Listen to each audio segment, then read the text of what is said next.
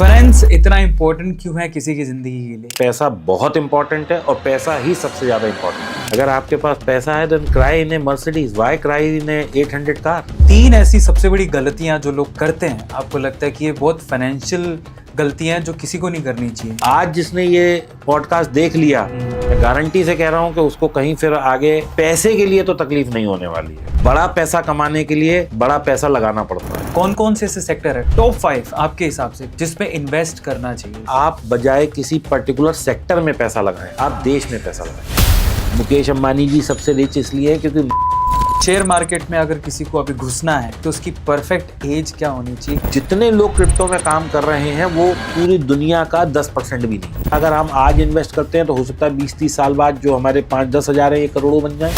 अगर किसी न्यू कमर को क्रिप्टो में एंटर होना हो तो उसके लिए सही बात क्या है? मतलब मेरे पास बहुत अच्छा पैसा था लेकिन मेरे नुकसान इतने ज़्यादा हो गए कि मैं डेट में आ गया। मतलब ये स्टेज आ गई कि मैं आज मरूं और अब मरूं और कैसे मरूं। दीपक वाधवा जी के लिए ट्रेडिंग या बिजनेस? ट्रेडिंग। दीपक जी, आपका बहुत बहुत स्वागत है दी अरविंद अरोड़ा शो में। Thank you Arvind, thanks a lot. और मेरा सौभाग्य है कि आज आपने मुझे इनवाइट किया और मैं कोशिश करूंगा जितना मेरा पर्याप्त ज्ञान है मैं आपके साथ और आपकी ऑडियंस के साथ शेयर कर पाऊँ। क्या बात है। एजेंडा सेट कर लेते हैं। सबसे पहले इस पॉडकास्ट में आप क्या जानेंगे? देखिए, इस पॉडकास्ट में सबसे पहले अहमियत जानेंगे फाइनेंस की, कितना इंपॉर्टेंट है और आप कितना ज़रूरी है पैसा कमाना। आपकी ज़िंदगी कितनी टर्न अराउंड हो सकती है पैसे कमाने से, और आप जी सकते हैं ऑब्वियसली अगर आपके पास आपके दादा परदादा का दिया पैसा नहीं है तो। फिर उसके बाद तरीके क्या हो सकते हैं फाइनेंस को इम्प्रूव करने के, अपनी फाइनेंशियल कंडीशन को इम्प्रूव करने के। हम बात करेंगे शेयर मार्केट की खुल के, उतनी ही जितनी से भी परमिशन देता है। हम बात करेंगे म्यूचुअल फंड्स की और हम बात करेंगे क्रिप्टो मार्केट की, जिससे डरते हैं हम इंडियंस, लेकिन जहाँ डर है पैसा वहीं कमाया जाता है। तो पॉडकास्ट का एजेंडा बिल्कुल सेट है और हम जानेंगे दीपक वाधवा जी की भी स्टोरी कि वो फाइनेंस वर्ल्ड में इतना नाम कैसे कमा गया और कैसे इंटरेस्ट आया। ये आज का एजेंडा। और उसके अलावा बहुत सारी बातें करेंगे दीपक जी से। सबसे पहला सवाल सर, फाइनेंस इतना इम्पोर्टेंट क्यों है किसी की ज़िंदगी के लिए? अरविंद, मैं जैसे आपने कहा कि पैसा भगवान नहीं है लेकिन भगवान से कम भी नहीं है। True. और मैं उन लोगों को निहायती बेवकूफ़ कहता हूँ जो कहते हैं अरे पैसा नहीं है तो क्या है, अब वी आर हैप्पी। मैं उनसे कहता हूँ भाई, जब तुम्हारे घर में कभी कोई बीमार हो जाएगा और डॉक्टर कहेगा 30 लाख रुपए चाहिए, तो खुशी से रहोगे या दुख से रहोगे? दुखी होगा। तो पैसा उस वक्त कहाँ अहमियत रखता है। ट्रू। और दूसरा, आज की तारीख में अरविंद, आप ओवरऑल अपनी ज़िंदगी को थोड़ा सा ना, हम मतलब इस माइंडसेट से बाहर निकलें कि पैसा इंपॉर्टेंट नहीं है।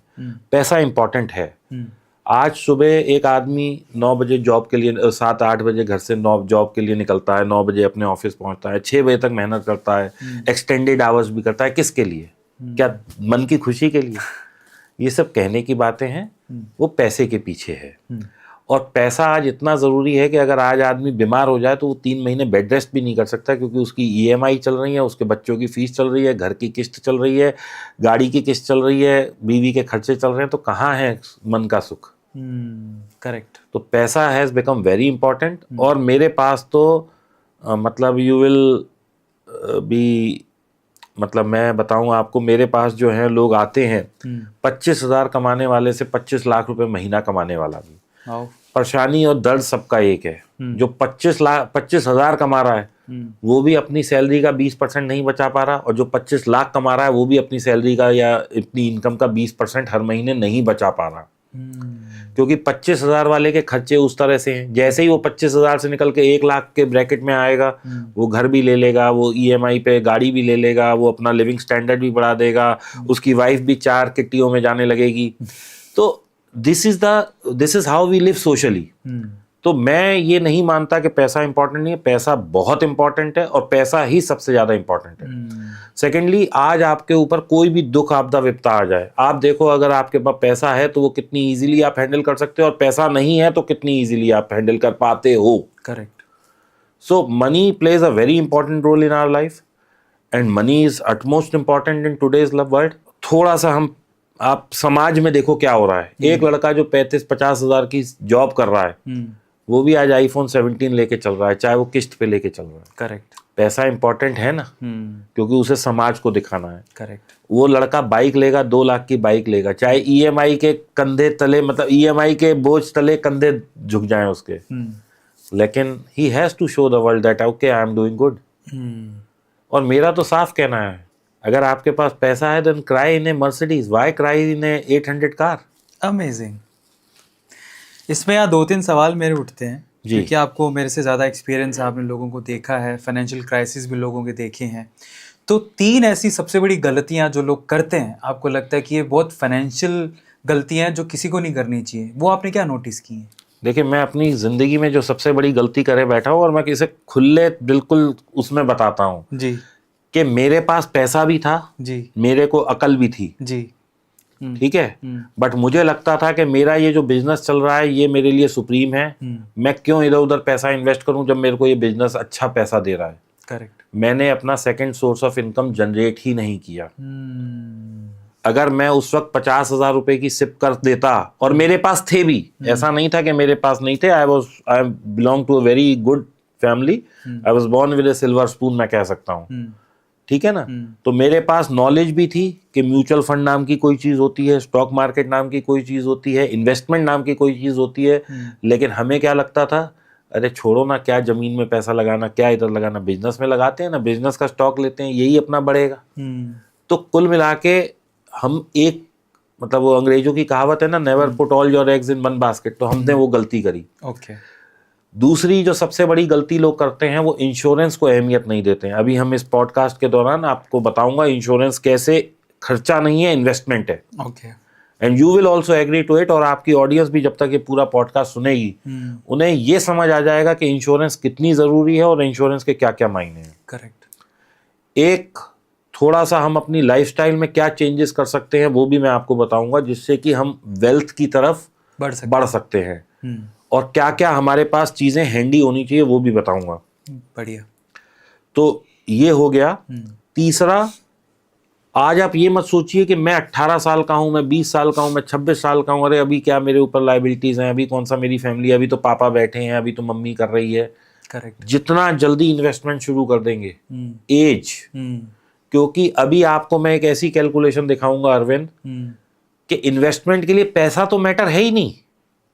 Okay. Number of times, number of years that you are investing is more important.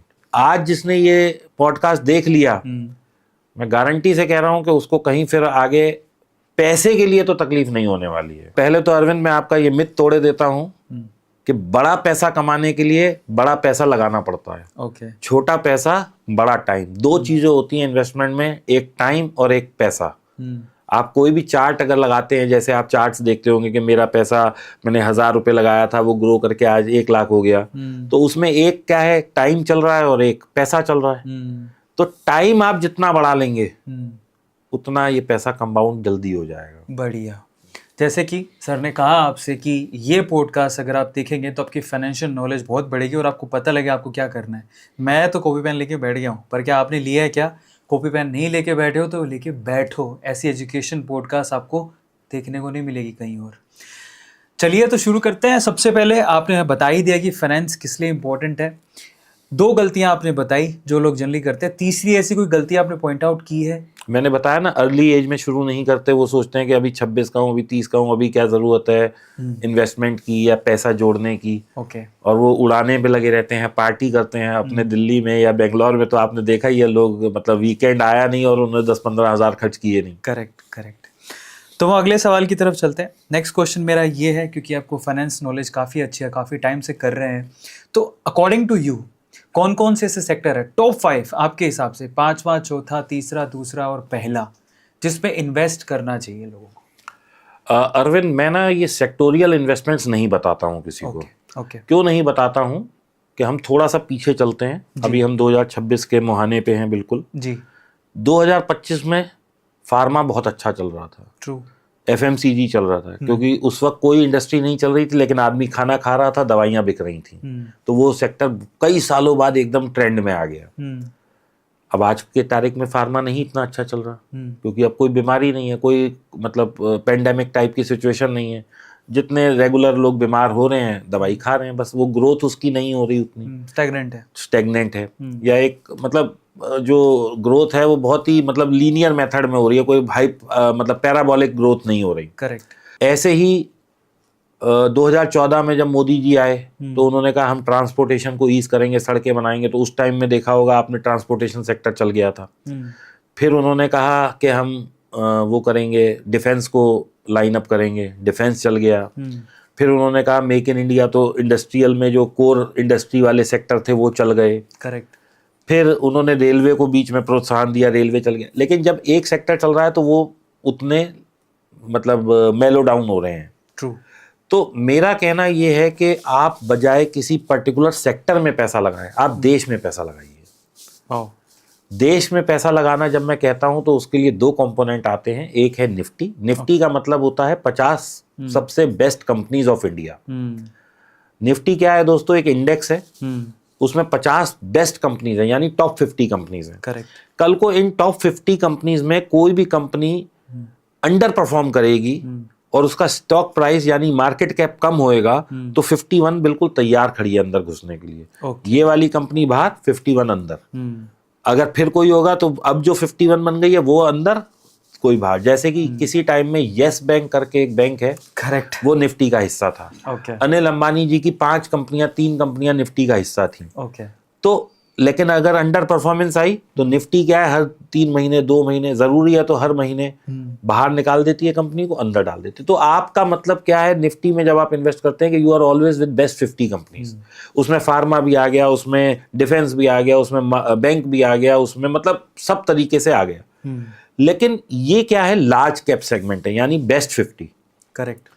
अब इनमें ग्रोथ थोड़ा कम है, रिस्क भी कम है, ग्रोथ भी कम है। तो हम क्या करेंगे, इसके बाद एक मिड कैप में इन्वेस्ट कर देंगे, थोड़ा सा स्मॉल कैप में कर देंगे। वो अभी मैं बता दूंगा कि किस किस रेशियो में आप करें तो बेस्ट पोर्टफोलियो आपका बन सकता है। और कुछ गोल्ड में करिए, कुछ सिल्वर में करिए, कुछ क्रिप्टो में करिए। तो अपन पूरा एक बास्केट तैयार करेंगे आज धीरे धीरे। आप बास्केट तैयार करेंगे, लेकिन जब आपने कहा कि आप निफ्टी में इन्वेस्ट करिए, ये स्टेटमेंट बड़ा अच्छा है कि इन्वेस्ट इन इंडिया। ये स्टेटमेंट 1991 के 92 में हर्षद मेहता जी ने भी बोला था। जी जी जी, करेक्ट, उसने भी बोला था। तो निफ्टी आपने बोला, एक लेमैन को कैसे समझ में आएगा उसको निफ्टी में कैसे करना है? तो एक नॉर्मल प्रोसेस बताइए। देखिए क्या है कि आप इसके लिए 2-3 प्रोसेस हैं। एक, आप स्टॉक मार्केट में अपना अकाउंट खोलिए किसी भी ब्रोकर के यहाँ, आप गूगल कर लीजिए डीमैट में टॉप 10 ब्रोकर्स, जो पहला, दूसरा, तीसरा, 5वां है, सारे अच्छे हैं। आजकल सब कॉम्पिटिटिव हैं, तो वो वाला पहले वाला सिस्टम खत्म हो गया कि ये अच्छा है ये अच्छा नहीं है, सारे अच्छे हैं। आप टॉप 5 में किसी में भी अकाउंट खोल लीजिए, डीमैट अकाउंट खुलेगा आपका। अब वो डीमैट अकाउंट जो होगा वो कई चीज़ों का मतलब उसमें कई सारी चीज़ें आप कर सकते हैं। ETF भी ले सकते हैं, स्टॉक भी ले सकते हैं, म्यूचुअल फंड भी ले सकते हैं आजकल आप उसी अकाउंट में। तो आपका एक ही अकाउंट में सारा काम हो जाएगा। करेक्ट। अब निफ्टी में इन्वेस्ट करने के 2-3 तरीके हैं। एक तो निफ्टी बेस्ड म्यूचुअल फंड्स आते हैं, वो बिल्कुल इंडेक्स की तरह चलते हैं। लेकिन उसमें क्या होता है अरविंद, के उसमें एक्सपेंस रेशियो थोड़ा ज़्यादा होता है, क्योंकि म्यूचुअल फंड का मतलब क्या होता है, आपसे पैसा लिया, इससे लिया, इससे लिया, तो वहाँ एक फंड मैनेजर बैठा होता है और पूरी टीम ऑफ पीपल होती है जो आपका पैसा निफ्टी में इन्वेस्ट करेगी। करेक्ट। तो उनका सबकी सैलरीज हैं, कंपनी चलाने का खर्चा है, तो वो एक एक्सपेंस रेशियो आपसे लेते हैं। Of course that is less than 1% in many of the cases.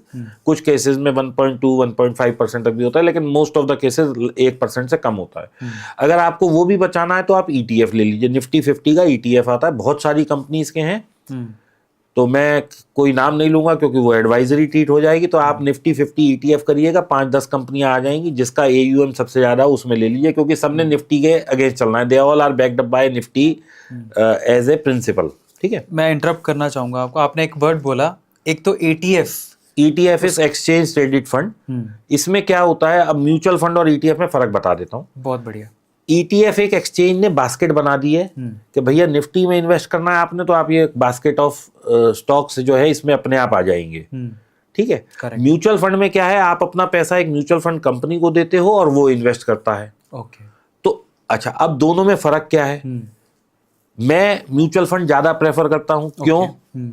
क्योंकि उसमें क्या है, मेरे अकाउंट से 1 तारीख, 3 तारीख, 5 तारीख, 8 तारीख, जो जो भी मैंने डेट्स दी हैं, अपने आप पैसा कट जाएगा डिसिप्लिन मैनर में। ओके, अगर मतलब मैं SIP टाइप अगर मैं ETF लेता हूं तो ETF में मेरे को क्या है कि मुझे खुद जाके बटन दबाना है। अब कई दफा मैं शूट में बिजी हूं, कई दफा मैं अपनी ट्रेडिंग में बिजी हूं, कई दफा मैं कहीं ऑक्यूपाइड हूं, क्योंकि उसमें क्या होता है फिर मैं अपना दिमाग लगाने लगता हूं। अभी तो यार बाजार मुझे लग रहा है गिर जाएगा, तो थोड़ा सा गिर जाएगा तब ले लेंगे। वो कभी ना गिरता है ना कभी हम ले पाते हैं। तो जो सिप है that is a very disciplined way of investing. तो वो तरीका है। जब हम म्यूचुअल फंड पे आएंगे तो सिर्फ भी एक्सप्लेन करेंगे। तो अभी हम ये बात कर रहे हैं कि निफ्टी में पैसा कैसे लगाएं। करेक्ट। तो निफ्टी में पैसा हम by means of mutual fund लगा सकते हैं, ETF लगा सकते हैं। एक शब्द आपने और बोला था कि AUM, जिस ETF का AUM सही है, क्या मतलब? AUM का मतलब है कि मान लो आज आप एक म्यूचुअल फंड है या आप एक ETF है, आप कितना फंड मैनेज कर रहे हैं, ओके, इसको बोलते हैं AUM। ओके, AUM का मतलब होता है asset under management. Asset under management का मतलब है कि आपसे म्यूचुअल फंड ने या ETF ने 1000 रुपए आपसे लिए, 1000 इससे लिए, 1000 ऐसे 5000 हो गए। तो अब 5000 वाला AUM इज बेटर देन 2000 वाला AUM, क्योंकि इसका मतलब लोग उस पर ज्यादा ट्रस्ट कर रहे हैं क्योंकि सब उसे पैसा दे रहे हैं। करेक्ट। तो ऐसे ही म्यूचुअल फंड का भी एक AUM होता है, ETF का भी होता है। तो वो आप चेक कर सकते हैं, वो गूगल करेंगे सब मिल जाएगा आपको। तो ओवरऑल अगर मैं आपको अभी तक थोड़ा सा इसको मैं बताऊं तो आपको क्या करना है, बेसिकली एक आम इंसान के लिए म्यूचुअल फंड ज़्यादा प्रेफरेबल बताते हैं, बिकॉज वहाँ पर आपको ध्यान नहीं देना है, ऑटोमेटिकली आपका पैसा अकाउंट से कट जाता है। ETF थोड़े इरेगुलर है, लेकिन अगर आपको भरोसा है अपने आप पे कि आप बटन दबा लोगे तो ETF पर आप जाना है आपको। लेकिन ETF को कौन सा सेलेक्ट करना है, जिसका AUM अच्छा हो, असेट अंडर मैनेजमेंट अच्छा हो, मतलब जिसकी ये फैक्टर जितना ज़्यादा होगा लोग ज़्यादा ट्रस्ट करते हैं। नोट्स बनाते रहिएगा, काम आएगा। बहुत बढ़िया सर, आपने म्यूचुअल फंड और ETF में फ़र्क भी बता दिया है, एक जनरल लेमैन की भाषा में फ़र्क बताया है। लेकिन अगर मैं थोड़ा सा और ब्रॉडर लेवल पे जाऊं, क्योंकि इन्वेस्टमेंट जब इंसान सोचता है वो सिर्फ शेयर मार्केट में नहीं सोचता है, बहुत सारे सेक्टर्स हैं इन्वेस्टमेंट के लिए। और मैं आपको चाहूँगा कि आप उसको कैटेगराइज करो कि आप सबसे अच्छा किसको मानते हो। इन्वेस्टमेंट हो सकता है प्रॉपर्टी में, इन्वेस्टमेंट हो सकता है फिजिकल गोल्ड में। मैं अभी सब पे आ जाऊंगा एज वी मूव। बस मैं चाहता हूँ, नहीं आप आओगे, सारे बताऊंगा आपको। जब आप यहाँ से उठोगे तो आपके पास एक ऐसा रेडी रेकनर होगा कि कभी भी आपको इन्वेस्टमेंट करनी है, आपको कहीं नहीं जाना भाई, इस एपिसोड को देख लें। हाँ, और लोग कहेंगे भाई मेरे को पता लग गया। बिल्कुल सही है। लेकिन मैं आपको सिर्फ यहाँ पर इस पॉइंट पर जो सवाल पूछ रहा हूँ रैंक करने को कह रहा हूँ। रैंक में करके जाऊंगा। हाँ, तो अभी आप कर रहे हैं या फिर? और मैं लॉजिक के साथ रैंक करूंगा। हाँ, पर मैं चाहता हूँ अभी आप रैंक कर दो, फिर आप लॉजिक आराम से एक एक करके देते। चलो मैं आज आपसे, पॉडकास्ट मेरा है लेकिन मैं आज आपसे एक बात पूछता हूँ कि इंडिया का सबसे बड़ा आदमी कौन है? The richest one, Mukesh Ambani, सबको पता है। वर्ल्ड का कौन है? वर्ल्ड का बिल गेट्स होगा या फिर अपना एलन मस्क। हाँ, एलॉन मस्क है ना। करेक्ट। आज से सेकंड थर्ड नंबर, दूसरे नंबर पे कौन है वर्ल्ड में? वर्ल्ड में फेसबुक का ओनर मार्क जुकरबर्ग। मैं आता हूँ थोड़ा सा। जब हम 93, 95 में थे, जब मैं स्कूल में था, ओके, तब हम एक नाम सुनते थे भाई, बिल गेट्स साहब सबसे रिच है वर्ल्ड में, माइक्रोसॉफ्ट के ओनर हैं। करेक्ट। थोड़े दिन बाद हमने सुना 2000 आते आते कि कोडेक था, जिसका कैमरे आते थे। हाँ, बहुत टूरिज्म बढ़ा, बहुत हुआ, लोग कैमरे और रील आती थी अगर आपको ध्यान हो पहले। तो वो कंपनी ऊपर आ गई। फिर सिटी बैंक का सुना कि 1 बिलियन या 1 ट्रिलियन US$ वाली पहली कंपनी वो बन गई, मार्केट कैप। करेक्ट। थोड़े दिन बाद सिटी बैंक भी हट गई। ओके। उसके बाद जी क्या हुआ, नोकिया नंबर 1 बन गई, क्योंकि नोकिया के मोबाइल एकदम पुश होने लगे। करेक्ट। अभी नोकिया संभली ही थी तो पता लगा जी JP मॉर्गन आ गया बीच में कुछ टाइम के लिए। ठीक है। उसके बाद फिर एप्पल आ गया। फिर एप्पल के बाद मैं समझता हूँ वॉरेन बफे साहब भी आ गए थे कुछ टाइम के लिए। फिर अमेज़न आ गया, जेफ बेजोस। फिर जेफ बेजोस के बाद एक और कंपनी है ज़ारा, जिस फ्रांस की, उनके जो वो थे प्रमोटर, वो नंबर 1 बन गए थे। फिर अभी ये चल ही रहा था दौर एप्पल का काफ़ी टाइम से, तो अब एलन मस्क साहब आ गए। तो ये क्या है, मतलब why, how do we rate them कि ये नंबर 1 हो जाते हैं, ये नंबर 2 हो जाते हैं, नंबर 3 हो जाते हैं, ऐसा क्या है? कहाँ लगाए उनका पैसा? जमीनों में लगाए? नहीं, उनका पैसा स्टॉक मार्केट में लगाए। एनवीडिया का जो ओनर है उसने अपना सारा पैसा एनवीडिया के स्टॉक खरीदने में लगा रखा है। मुकेश अंबानी जी सबसे रिच इसलिए है क्योंकि मुकेश अंबानी जी की इक्विटी जो है, यानी कि अपना पैसा रिलायंस के स्टॉक में लगा हुआ है। आपके मेरे पास 100 200 500 रिलायंस के शेयर होंगे, उनके पास 5 लाख होंगे, 50 लाख होंगे, 5 करोड़ होंगे, मुझे नहीं पता क्या गिनती है, लेकिन it has to be somewhere around 30-35% of the Reliance is owned by him. Correct. यही मतलब हुआ ना। तो इसका मतलब दुनिया में जो भी रिचेस्ट बनता जाता है वो कहाँ लगता है? कंपनियों में पैसा लगा के। जमीनों से भी आप रिच बनते हैं, लेकिन रिचेस्ट नहीं बन सकते। आज तक मैंने ऐसा कोई व्यक्ति नहीं देखा कि इसके पास दुनिया का सबसे बड़ा लैंड बैंक है और वो दुनिया का रिचेस्ट आदमी है। तो आप नंबर 1 बोल रहे हैं शेयर मार्केट। नंबर 1 में अगर आपको बड़ी वेल्थ कमानी है तो you have to associate yourself with share market. वो कैसे कैसे हो सकता है वो भी बात करते हैं। घर एक ऐसी चीज है जो हर किसी को चाहिए, और मैं कहता हूं घर होना चाहिए। बहुत सारे इन्फ्लुएंसर आपको ऐसा ज्ञान भी देते हैं कि मैं तो किराए पे रहता हूं और मैंने उस वक्त अगर ये म्यूचुअल फंड किया होता तो आज 100 करोड़ हो जाते और घर की वैल्यू वहीं रह गई।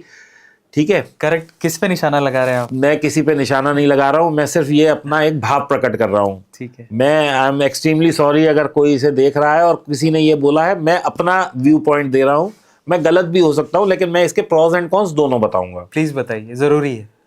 तो घर एक ऐसी चीज है जो हिंदुस्तान में हम लोग रहते हैं, भारत में रहते हैं, तो यहाँ हम लोग घर को एक बहुत बड़ी वेटेज देते हैं। पीस ऑफ माइंड समझते हैं हम घर को। करेक्ट। इसकी वजह भी बताऊंगा क्यों ऐसा समझते हैं। और घर में जो क्या होता है, जब आपका अपना घर होता है तो आप उसके साथ अपनी वैल्यूज को जोड़ते हैं, संस्कार जुड़े होते हैं आपके घर में, आप उस घर के साथ ग्रो करते हैं। तो हम लोग तो इंडियंस हैं ना, तो हम लोग क्या ईंट दीवार पत्थरों से भी प्यार करने लग जाते हैं। करेक्ट। तो वो आपको कहीं किराए के घर में ये वैल्यू नहीं मिलेगी। और आपके बच्चे एक घर में ग्रो करते हैं तो you see that house being prosper for you. तो मेरा मानना है कि घर में एक छत आपकी अपनी होनी चाहिए। 5 फ्लैट इन्वेस्टमेंट जो लोग करते हैं मैं उन्हें गलत बताता हूं। क्योंकि प्रॉपर्टी में उतना पैसा आपका कभी ग्रो नहीं करता जितना कि म्यूचुअल फंड में, स्टॉक मार्केट में, गोल्ड में और चीज़ों में करता है। सेकेंडली, प्रॉपर्टी में एक और प्रॉब्लम है कि प्रॉपर्टी आती अपने मन से, मतलब आपके मन से है, जाती अपने मन से है। यानी कि when you want to buy that means you are mentally ready to buy it. अब आपने 1 करोड़ 2 करोड़ 5 करोड़ का एक फ्लैट खरीद लिया, पैसे दिए, आपका घर आ गया, 3 महीने में डील पूरी हो गई। अब आप किसी वजह से उसे बेचना चाहते हैं। अब आप ब्रोकर को फोन कर रहे हैं, इधर कर रहे हैं, उधर कर रहे हैं। आपकी 5 करोड़ की प्रॉपर्टी को कोई कहेगा भाई मैं तो 4 दूंगा, एंड यू हैव नो, मतलब कोई आपके पास गलत शब्द बोलने को भी नहीं है, क्योंकि भैया उसकी मर्जी है वो कितने देगा। करेक्ट। आप समझ रहे हो बात? हाँ, बिल्कुल। और आपके पास चाहे बिल्कुल हॉट केक प्रॉपर्टी हो, मैं दिल्ली एनसीआर में सबसे हॉट केक हम समझते हैं cannot place is the hot cake. वहां भी ऐसा नहीं है कि लाइन लगी पड़ी है कि भैया 100 करोड़ की प्रॉपर्टी है, 10 करोड़ की है तो लोग लाइन लगा के खड़े हैं कि भैया। वहां भी कई जगह मैं देखता हूँ टू लेट का बोर्ड लगा है, क्योंकि कितनी ही प्रीमियम प्रॉपर्टी हो जाएगी अपनी मर्जी से। करेक्ट, बिल्कुल ठीक है। सेकेंडली, प्रॉपर्टी में एक बहुत बड़ा फ्लॉ क्या होता है, आप ब्रोकर के पास गए, उसने कहा जी ये प्रॉपर्टी, ये फ्लैट 5 करोड़ का है। जब आप बेचने जाओगे, सर अभी मार्केट मत दिए, 4 का बिकेगा। So you are dependent on someone who is rating your, मतलब who is evaluating your property. Correct. मतलब मैं अपनी चीज के दाम खुद लगा ही नहीं सकता। चलो मैंने भी कहा 5 करोड़ किया, उसने भी कहा 5 करोड़ किया, जब मैं बैठूंगा तो वो बायर कहेगा सर मैं तो 4.5 से शुरू करूंगा। तो वहां पे you are negotiating. Correct. So there are so many things. फिर इंडिया में हम रहते हैं कैश ब्लैक ये वो, उसमें वो भी थोड़े से कुछ रहते हैं factors. Secondly, transfer of property requires at least 10% of the money. 4 crore की प्रॉपर्टी है, अगर मैं इसको रजिस्ट्री कराऊंगा अपने नाम से तो 40 लाख का मुझे स्टैंप ड्यूटी देनी पड़ेगी। मेरे से कोई लेगा तो हर बार उसकी वैल्यू 10%, तो उसका खर्चा एप्रिशिएट हो रहा है। ओके, आपके पास एक फ्लैट है, आपने 1 करोड़ का लिया, आज आप 1 करोड़ का ही बेचते हो, लेकिन बायर को तो वो 1 करोड़ 10 लाख का पड़ेगा, क्योंकि 10% उस पर स्टैंप ड्यूटी चार्ज है। अब वो उसकी कॉस्ट 1 करोड़ 10 लाख हो गई। वो जब आगे बेचेगा तो और जो उसका बायर होगा उसको 10% देना पड़ेगा। That means at every point of time expense is increasing, जबकि कॉस्ट उतनी दर से नहीं बढ़ रही है। प्रॉपर्टी का CAGR 7% का है, लेकिन एक्सपेंस उस पर 10% का है मोस्ट ऑफ द स्टेट्स में। करेक्ट। तो ये एक बहुत बड़ी प्रॉब्लम हो गई उसके साथ। तो प्रॉपर्टी में ये कहता हूं कि आपको जितनी अपने लिए रहने के लिए चाहिए वो आपकी अपनी होनी चाहिए। अगर ऑफिस आपको लगता है कि you have ample of spare money तो आप लीजिए, नहीं तो आधे % रेंटल यील्ड है आज की तारीख में। करेक्ट। मतलब आपको 1 करोड़ का ऑफिस 50,000 रुपए रेंट पे मिल जाता है, 5 करोड़ का ऑफिस 2.5 लाख रुपए रेंट पे मिल जाता है। तो अपना पैसे की ब्याज खाइए और यहाँ पे किराया दे दीजिए। क्योंकि आपका पैसा वो म्यूचुअल फंड में या कहीं भी लगा हुआ, वो हो सकता है 12%, 17%, 20% से बढ़ रहा हो। प्रॉपर्टी तो ओवरऑल 10 साल में 7-8% से ज्यादा बढ़ती नहीं है ना। Correct correct. तो ये एक वजह है, प्रॉपर्टी मैं अवॉइड करता हूँ। सेकेंडली, आज मैंने 5 करोड़ मेरे पास है, मैंने इन्वेस्ट कर दिया एक फ्लैट में, मुझे 1 करोड़ की जरूरत पड़ी 2 साल बाद, क्या मैं एक कमरा बेचूंगा? नहीं, ऑब्वियसली नहीं। लेकिन स्टॉक मार्केट में मेरे को 10,000 की जरूरत है, मैंने बटन दबाया, 10,000 मेरे अकाउंट में वापस शाम को। ट्रू। तो दिस इज अ बेनिफिट।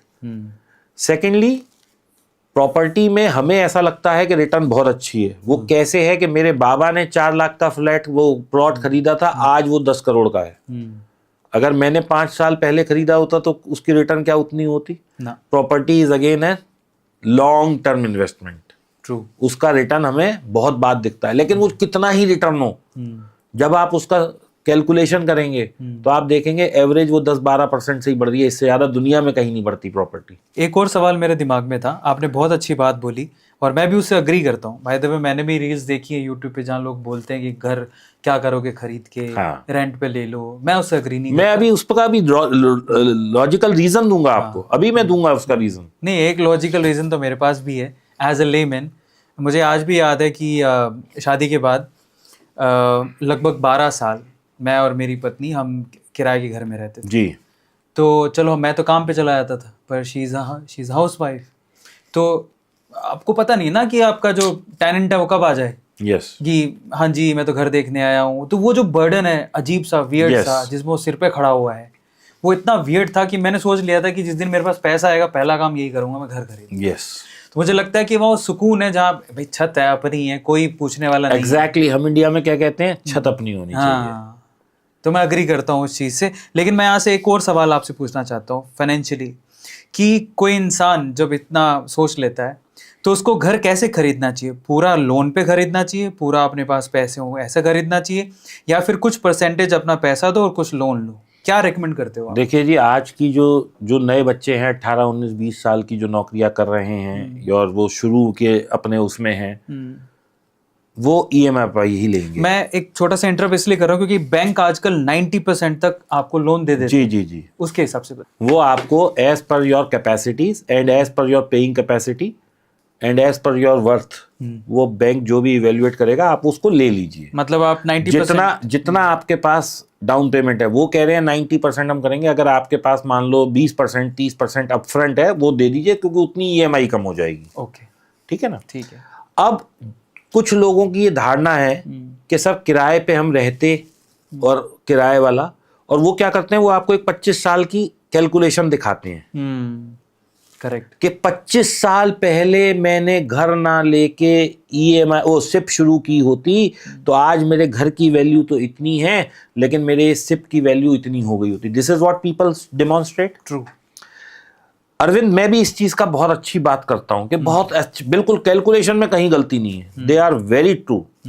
लेकिन 25 साल पहले मैंने घर ना लिया होता और सिर्फ 15 साल गुजरने के बाद ही मेरी मृत्यु हो जाती, या मेरा एक कोई ऐसा एक्सीडेंट हो जाता, या मैं उस वक्त ऐसे क्राइसिस में आ जाता जहां पे मैं वो ईएमआई का बर्डन नहीं दे पाता, वो शिप नहीं कर पाता, और उसके आगे मेरा बिजनेस बैठ जाता, या कोई भी मेरे साथ ऐसी प्रॉब्लम हो जाती, तो क्या वो जो 100 करोड़ 50 करोड़ की फिगर दिख रही है वो अचीव कर पाता मैं? नहीं, पॉसिबल नहीं कर पाता। Family burden. लेकिन घर में मैं क्या करता, अगर मैंने घर लिया होता उस वक्त, जो कि उस वक्त मान लो 25-50 लाख का था, आज 4 करोड़ का हो गया, या 10 करोड़ का हो गया, और मैंने वो जर्नी वहीं शुरू की होती जब मेरे को लोग सिप का बता रहे हैं, और मैं 15 साल आगे आ गया होता और मेरे पास कोई डिसेबिलिटी हो जाती है, मेरी डेथ हो जाती, और अभी उसकी ईएमआई रह गई है, आई एम नॉट सेइंग मेरी ईएमआई, तो मेरी फैमिली के पास एक ऑप्शन था, यहां से इसे छोड़ो,